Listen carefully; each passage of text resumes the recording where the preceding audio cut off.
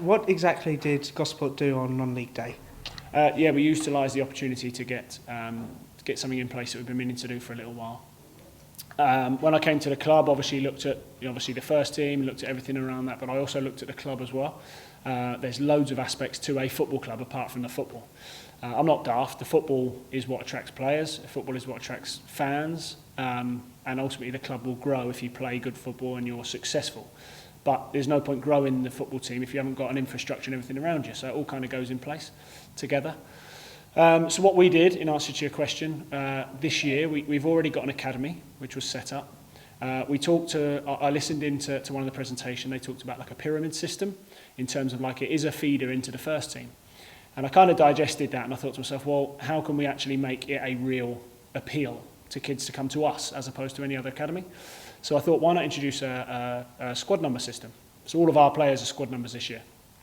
On the pitch, they wear squad numbers up to 20. You're allowed in this league. So our first team boys have got squad numbers. The reserves will then have squad numbers down from that. Then it will be the 18s and then so on and so forth. But what we really want to do is, I think that shows that there is a real pyramid to the first team. So, I mean, next week we could have one of the reserves train with us and he's number 29.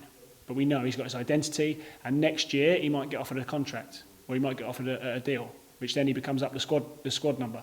So number 132 should be proud of his number 132. I know he's only young, he may be only under 8, whatever, but he should be proud and he should be thinking, right, next year, if I'm still at the club and under 9, my squad number goes down.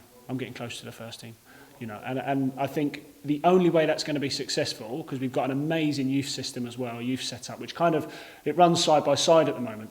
But what I really want to do is make us and our academy elite. And by that means that we will have to bring players in, the good ones, but we will have to get rid of the guys that aren't so good, because we want to be elite. And that's the only way for the guys to train with the best. It's not going to happen overnight. The guys in the academy aren't going to get phone calls, but it will be conversations that's had. You might have to go with the academy, but the development team, because it's awkward conversations, but it's the only way. It's what happens at pro clubs. It's what happens in life. I deal with it. I've very short time in management, but I've already let 5 or 6 players go from the club, and they're just honest conversations. So we need to invest and divest in players. Which will be obviously the guys that will be in charge of the academy managers.